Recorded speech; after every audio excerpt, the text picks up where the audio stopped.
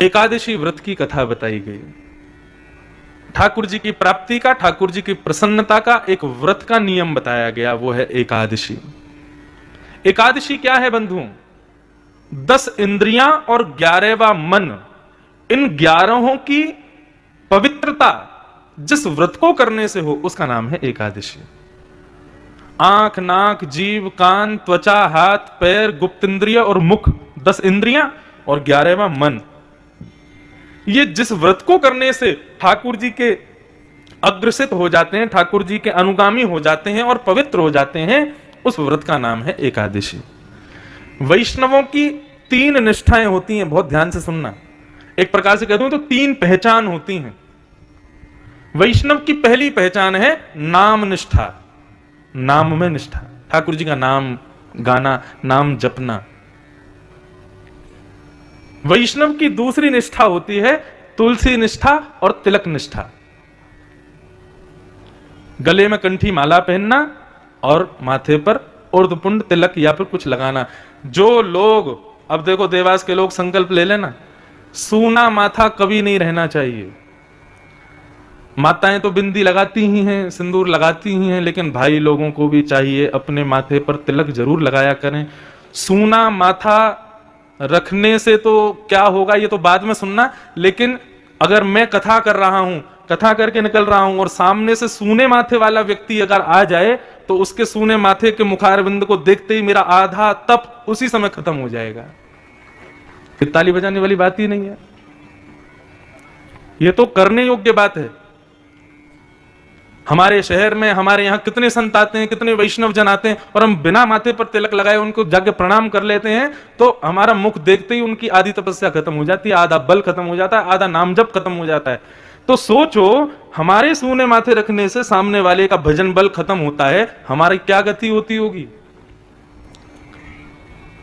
ये मस्तिष्क, विवेक का निवास यहां पर, सरस्वती का निवास यहां पर, आपके जीवन के हर निर्णयों का निवास यहां पर है। नित्य तिलक लगा करके ठाकुर जी के चरणों से स्पर्श करा के इन सबको प्रणाम किया करो तिलक के माध्यम से। तिलक बिल्कुल मस्तिष्क के बीचों बीच जब लगाया जाता है, एक प्रकार से एक कवच रख दिया है आगे। अब मति हमारी जो है वो इसके संरक्षण में है, अब कोई गलत निर्णय हमारी बुद्धि नहीं लेगी, क्योंकि ठाकुर जी के चरणों का तिलक यहां पर लगा है। सूना माथा देखने वाले व्यक्ति का मैं शब्द नहीं बोल सकता क्या लिखा है, वो वह देखने के समान है, सूने माथे वाले व्यक्ति को देखना। मैं नहीं रह सकता। और अब स्थिति हो गई है तिलक लगा लगा के, अब मैं बिना तिलक के रहता हूं ना, तो मेरा चेहरा ही बिल्कुल ऐसा लगता है अजीब। मुझे खुद तिलक जरूर लगाना चाहिए, कोई ना कोई दैवी चिन्ह माथे पर। माथा सूना नहीं होना चाहिए, ना माताओं का ना भाइयों का। प्रणालियों में तो लिखा है 12 अंगुल का तिलक होना चाहिए, 12 उंगली, मतलब यहां से गिनना शुरू करोगे तो 12 उंगलियां ही बैठेंगी यहां तक। 12 नहीं तो 8 अंगुल, 8 अंगुल नहीं तो 4 अंगुल, 4 अंगुल नहीं तो 2 अंगुल, 2 अंगुल नहीं तो 1 अंगुल तिलक तो होना चाहिए माथे पर।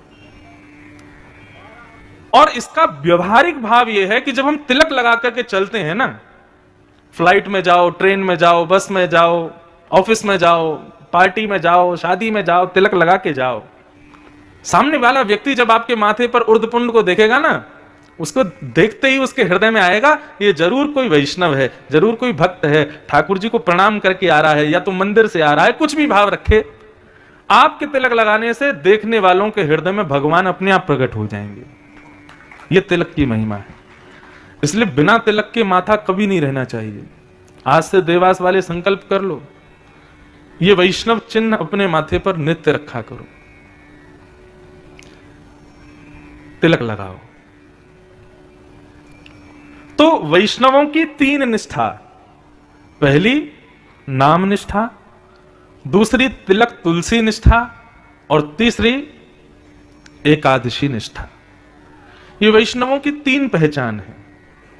जो वैष्णव या तो तीनों करे, या इनमें से कोई 2 करे, या फिर इनमें से कोई 1 करे, वो वैष्णव है। लेकिन पूर्ण वैष्णव की ये 3 पहचान है,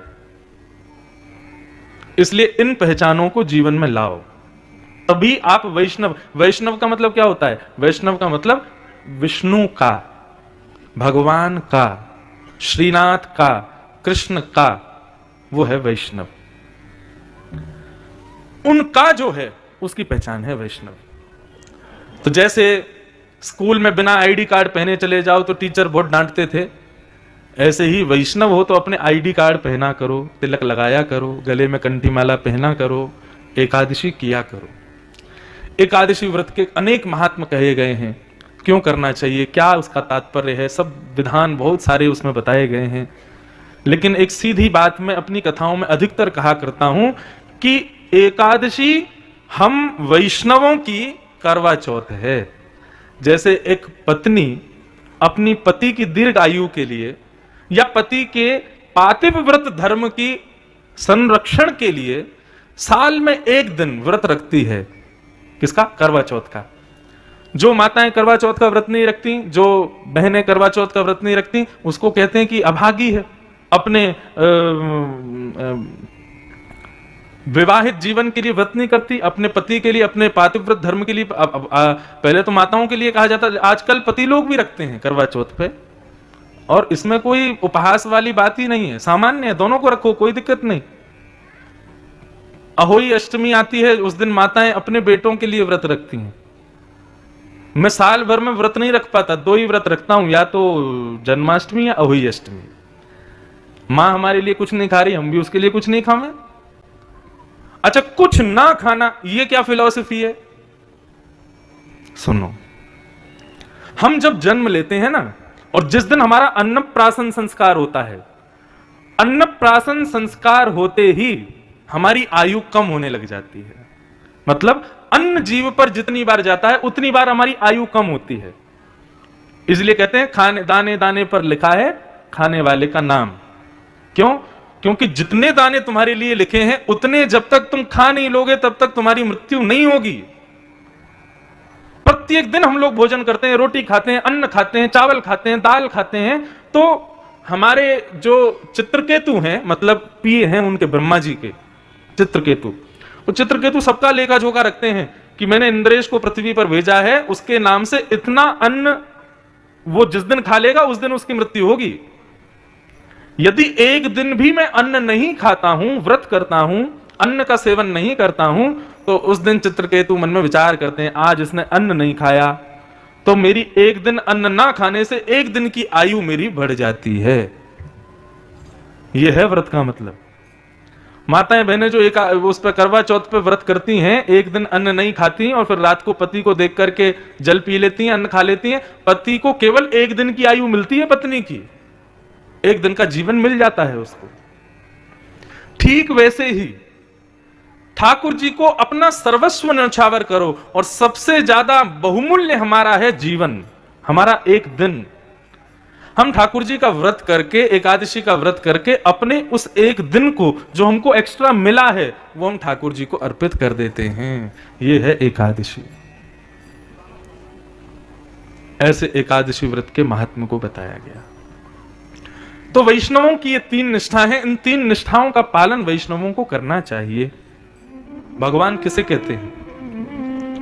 भगवान कहते हैं जो षड ऐश्वर्यों से संपन्न है उसको भगवान कहते हैं। बहुत ध्यान से सुनिए सब लोग, इधर देखिए, ध्यान से सुनो। जो षड ऐश्वर्यों से संपन्न है उसको भगवान कहते हैं। भगवान का परिचय इससे नहीं मोर मुकुट वाले होंगे, कुंडल पहने होंगे, बंशी बजा रहे होंगे, पीतांबरी पहनी होगी, सांवला वर्ण होगा। यदि ये भगवान का स्वरूप है तो फिर ये तो कोई भी बन के आ सकता है। पोशाक से भगवान की पहचान नहीं है। भगवान की पहचान उनके 6 ऐश्वर्यों से है। और ये कौन कौन से 6 ऐश्वर्य हैं? पहला, उत्पत्ति प्रलयम चैव। जो ये जानते हो कि पृथ्वी की उत्पत्ति कब हुई और प्रलय कब होगा। संसार का कोई व्यक्ति नहीं बता सकता ये कि पृथ्वी का निर्माण कब हुआ और पृथ्वी का लय कब हो जाएगा। ये केवल भगवान जानते हैं। ये एक प्रकार से कह दूं तो जो 6 राजों को जानते हो वो भगवान हैं। पहला उत्पत्ति और दूसरा प्रलय। बीच में बड़ा अल्लाह हुआ था 2012 में पूरी पृथ्वी नष्ट हो जाएगी। 2022 खत्म हो गया, 10 साल हो गए उस बात को भी, अभी तक कुछ नहीं हुआ। फिर हल्ला हुआ था कि महाराज कोरोना महामारी आ गई है, 2022 के अंत तक ये इतनी विश्वव्यापी हो जाएगी, सब मर जाएंगे। इससे कुछ नहीं हुआ, जनसंख्या और बढ़ गई भारत की। उत्पत्ति और प्रलय की पूर्ण जानकारी जिनके पास हो, ये दो गुण जिनके पास हो, वो भगवान। तीसरा और चौथा क्या है? भूतानाम अगति गति। मानव की किस कार्य में गति होगी और किस कार्य में अगति होगी, कहां जाने पर गति होगी, कहां ना जाने पर अगति होगी, इसको जो जानता हो वो भगवान। तुम ऐसा करो, तुम्हारा कार्य बढ़िया चलेगा, तुम्हारी बिजनेस अच्छी चलेगी, ऐसा करो ऐसा करो ऐसा करो, लेकिन फिर भी फ्लॉप हो जाते हैं। क्यों? नहीं पता। ये जानकारी केवल भगवान को है कि हमारे किस कार्य को करने से हमको गति प्राप्त होगी और किस कार्य को करने से अगति होगी, इसकी जो जानकारी रखते हो वो भगवान। वेत्ति विद्याम अविद्याम च, जो विद्या और अविद्या से परिपूर्ण जानकारी रखते हो वो भगवान। पूतना सुंदरी बनकर के आई, परम गुणवाली बनकर के आई, परम गुणयुक्त बनकर के आई, लेकिन सब उस पर मोहित हो गए, उसके गुण पर न्यौछावर हो गए। ठाकुर जी ने नेत्र बंद कर लिए। क्यों? क्योंकि वो जानते हैं कि विद्या नहीं अविद्या है। सामने प्रणाम कर रहा मंदिर में व्यक्ति किस भाव से प्रणाम कर रहा है भगवान सब जानते हैं। आज स्थिति ऐसी है बंधुओं, दंपति अपनी 50वीं एनिवर्सरी मनाते हैं। आज महाराज जी 50 साल हो गए हमको, लेकिन उस समय मन में आता है क्या आप दोनों एक दूसरे को भली भांति जानते हो? वो कितना भी कहें हम भली भांति जानते हैं, लेकिन ये हो ही नहीं सकता। कोई ना कोई राज वह भी छुपा के बैठी है, कोई ना कोई राज उसके हृदय में भी है जो दोनों को ही नहीं पता, और उस राज को केवल और केवल परमात्मा जानते हैं। मानव कैसा है, मैं अपनी कथा में कहता हूं, ये केवल दो लोग जानते हैं, या तो भगवान या वो खुद, तीसरा उसको कोई नहीं जानता। लेकिन ये हमारे अंदर के समस्त राजों को, विद्या विद्याओं को जो जानते हो वो भगवान। ये 6 गुण जिनके पास हो, ये 6 बातें जो जानते हो वो भगवान हैं। उत्पत्ति प्रलयम चैव भूतानाम अगति गति वेत्ति विद्याम अविद्याम च सवाच्यो भगवान इति। ये भगवान के लक्षण हैं। मैं तो कहता हूं कि श्रोता सब कौन है? गुल्ला। कौन है?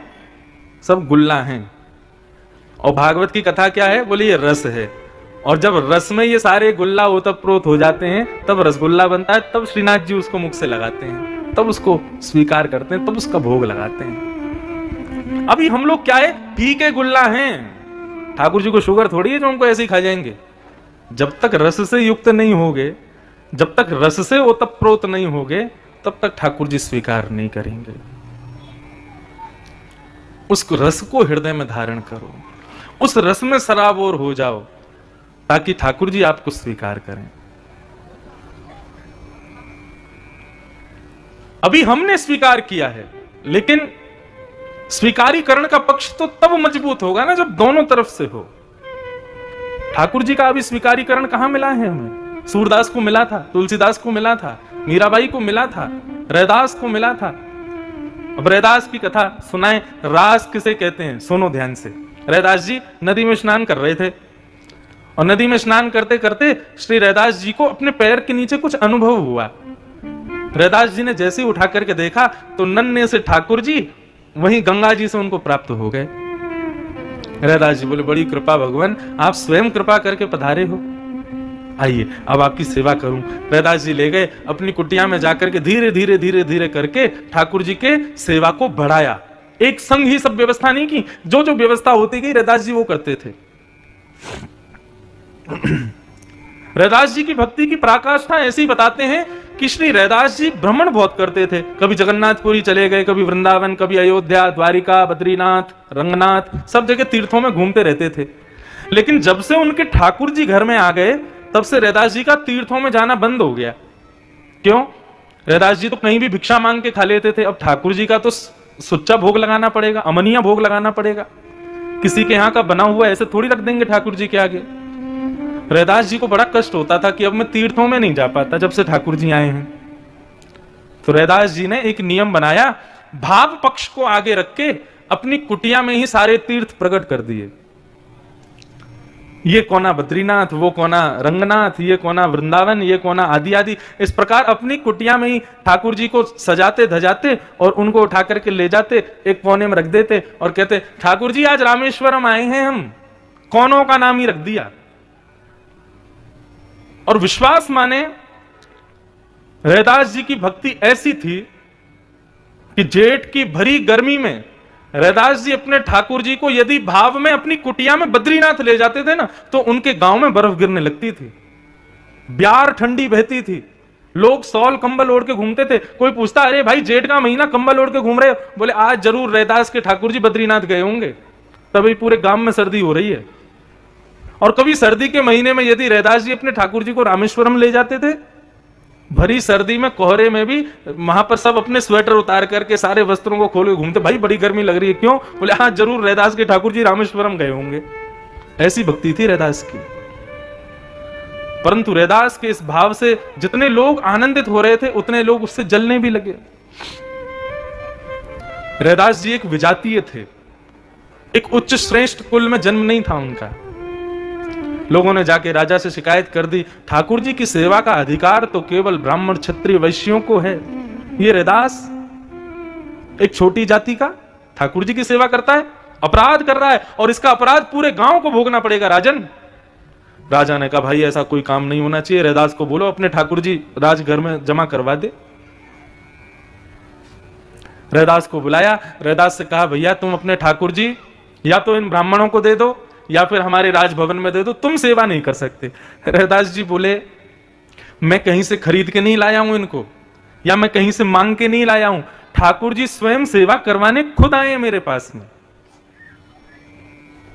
रैदास जी कहते हैं सो ही सुहागन प्रिय जाही रीझे। सुहागन कौन? जिससे ठाकुर जी रीझ जाए। कैसा तेरा मेरा? आपके और मेरे नहीं है ठाकुर जी, जिससे रीझ जाए उसके हैं। हमारे श्री गिरधर लाल जी, अब मैं एक रामानुजी परंपरा का अनुयायी और वे पुष्टि मार्ग के ठाकुर जी अपने आप आए हैं, हम कोई लेके नहीं आए इनको, कहीं से खरीदे नहीं हैं। और एक बात और कह दूं, कभी भी ना तो पूछना, कई लोग आके मेरे से पूछ लेते हैं ना आप कितने के खरीद के लाए अपने ठाकुर जी, तो मन करता है अच्छा तुम अपने बालक कितने के खरीद के लाए दुकान से? बालक नहीं खरीदे महाराज जी, मैंने भी अपने ठाकुर जी नहीं खरीदे। खरीदना क्यों बोलते हो? ये कोई पाषाण है, कोई पत्थर है? ठाकुर जी हमारे अपने आप आए हैं। सुहागन जो हो, सुहागन कौन? सौभाग्यवंत कौन? जिससे वो रीझ के उसके पास चले जाएं। सो ही सुहागन प्रिय जाही रीझे। कहां से आते हैं, कैसे आते हैं, ये लीला तो ठाकुर जी जाने।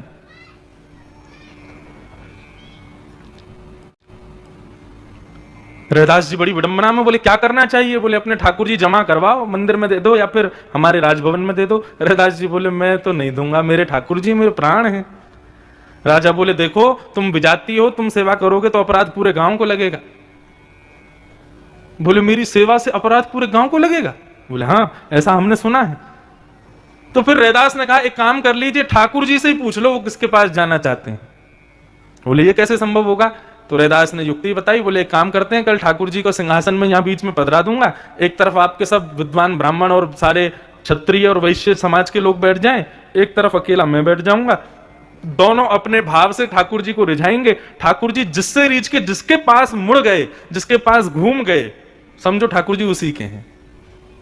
बोले हाँ सब तैयार? बोले यही करेंगे। और दूसरे दिन महाराज सभा इकट्ठी हुई, सारे लोग इकट्ठे हो गए। एक तरफ तो सारे ब्राह्मण वैश्य क्षत्रिय बैठ करके, कोई महाराज 56 भोग लगा रहे हैं, कोई षोडशोपचार कर रहे हैं, कोई राजोपचार कर रहे हैं, हर तरीके से ठाकुर जी को रिझाने का प्रयास कर रहे हैं। करते करते करते करते शाम हो गई, लेकिन ठाकुर जी एक मुद्रा में ही बैठे हैं, हिले डुले नहीं। जब थक गए, हार गए, सारी क्षमताएं नष्ट हो गई, तब राजा ने कहा रैदास जी अब आपकी बारी है। रैदास जी बेचारे भोले भाले सीधे साधे, ज्यादा द्रव्य है नहीं, ज्यादा धन दक्षिणा कुछ उनके पास है नहीं, सीधे से ही बस अपने ठाकुर जी के पास देख करके 2 शब्द का एक पद गाया, जो तुम तोड़ो राम मैं नाही तोड़ू रे, तो सो प्रीत तोड़ कौन संग जोड़ू रे। हे नाथ, यदि तुम जाना चाहो तो तुम्हारी राजी है, लेकिन यदि मुझसे पूछा जाए तो मैं तो नहीं छोड़ूंगा आपको। मुझ जैसे हजारों हैं आपके लिए अनुयायी, लेकिन मेरे तो केवल आप हो। मैं केवल आपके सहारे हूं नाथ, मेरे लिए और कोई नहीं है। जो तुम तोड़ो राम, मैं नाही तोड़ू रे, तो सो प्रीत तोड़ राम, कौन संग जोड़ू रे। जो तुम तोड़ो सबही पहर, एक ही आशा, मन क्रम वचन कहे रे दासा। मन क्रम वचन कहे रे, तुम तोड़ो राम, मैं नाही तोड़ू रे, तो सो प्रीत तोड़ राम, कौन संग जोड़ू रे। जो तुम तोड़ो राम।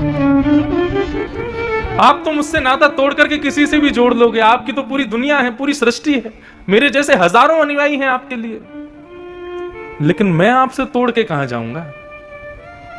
सब ही पहर एक ही आशा, मैं आठों पहर केवल आपका ध्यान रखता हूं, आपके लिए विचार करता हूं। मन क्रम वचन कहे रैदासा।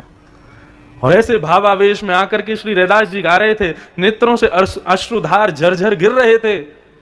तभी देखते ही देखते संपूर्ण ग्रामवासी और राजा के सन्मुख ही ठाकुर जी, जो कि एक पाषाण के रूप में वहां बैठे थे, वो अचानक से वहां से अंतर ध्यान हो गए और श्री रैदास जी से जाकर के गले लग गए, रैदास जी की गोद में बैठ गए। जब राजा ने यह दृश्य देखा, रैदास को दंडवत प्रणाम किया। और इस स्थिति को क्या कहते हैं? इसी स्थिति को रास कहते हैं। जब भक्त भगवान से मिलने के लिए तड़पे वो रस है, लेकिन ठाकुर जी जब अपने भक्त से मिलने के लिए तड़पते हैं वो रास है। ऐसी रास की स्थिति हमारी हो जाए, इसके लिए कथा सुनते हैं हम। अपनी वैष्णवता, हमारे भाव इतने परिपक्व, इतने सुदृढ़ हो जाएं कि उस भाव के बंधन में ठाकुर जी बंध जाएं, कुछ ना कर पाए। हम जो चाहें वह ठाकुर जी को प्रिय हो, तब मानो कि रास हो रहा है।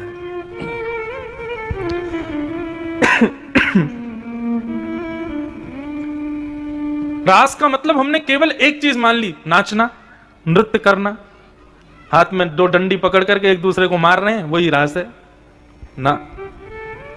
रास का मतलब जीवात्मा और जीवात्मा का नृत्य नहीं है। रास, रास का मतलब है मिलन जीवात्मा और परमात्मा का। अब आप पूछेंगे तो फिर नृत्य क्या है? अरे, जब व्यक्ति अपनी मनवांछित इच्छाएं पूरी होती है ना, तो व्यक्ति अपने देहाभिमान से शून्य हो जाता है, उसको फिर अभिमान नहीं होता। और जब व्यक्ति अभिमान रहित होता है ना, तो फिर अपने उत्साह में अपने आप उसका हाथ थिरकते हैं, उसके पैर थिरकते हैं। गोपियों से मिलने के लिए श्याम सुंदर जब प्रकट हुए, गोपियां अपने आप थिरकने लगी, अपने आप नृत्य करने लगी। हमने केवल रास में केवल उस नृत्य को ले लिया, नृत्य नहीं है रास। परमात्मा जब जीवात्मा से मिलने का मन बनाता है, उसको रास कहते हैं। वो तो गोपियों की चरम स्थिति थी उत्साह की, इसलिए नृत्य हुआ था। उत्साह में हम नाचने लगते हैं, हम एक्साइटेड जब होते हैं किसी बात को लेकर के, तो एक स्वभाव है मानव का कि वो नृत्य करने लगता है। वो थोड़े उटपटांग उसकी भावनाएं हो जाती हैं, वो कुछ भी, फिर वो देह के अभिमान में नहीं रहता।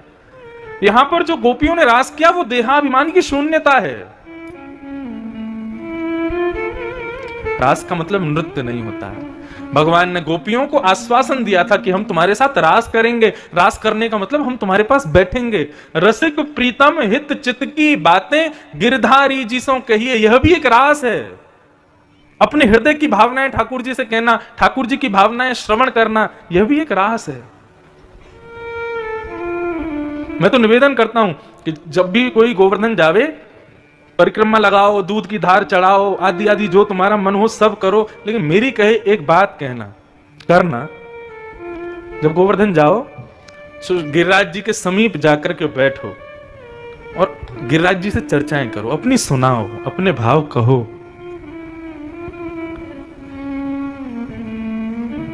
ठाकुर जी से पूछो आप कैसे हो, हे गोवर्धन नाथ आप कैसे हो। हम तो गोवर्धन परिक्रमा लगाने जाते हैं, दुनिया वहां जाके कीर्तन करते हुए परिक्रमा लगाती है, लेकिन हम लोग कीर्तन तो करते हैं, लेकिन जब बैठते हैं थोड़ा आराम करते हैं तो गिरिराज जी को खूब सुंदर सुंदर जो है चुटकुल्ला सुनाते हैं, गिरिराज जी को खूब हंसाते हैं, गिरिराज जी को खूब आनंद कराते हैं। एक एक प्रियतम प्रियतमा के मिलन की तरह ठाकुर जी से मिलो, वो रास है। मुझे कहने में कोई अभिमान के रूप में कह रहा हूं, अहंकार के रूप में नहीं, लेकिन ये गिरधर लाल जो पधारे हैं ना, ये रास हुआ है मेरे साथ। मैं नहीं लाया था उनको, वो स्वयं पधारे।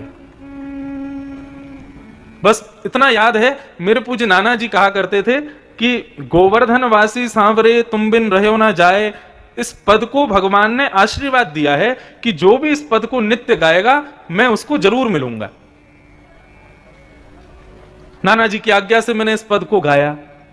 आज पुष्टि मार्गी वैष्णव इस पद को खूब सुनते हैं और इस पद का प्रभाव हुआ। मैं अपने जीवन में पहली बार नाथ द्वार गया था 2019 में, 2018 में नहीं, 2019 में जनवरी में, और श्रीनाथ जी का दर्शन किया तो श्रीनाथ जी के सामने खड़े होकर के इस पद की 2 पंक्तियां गाई।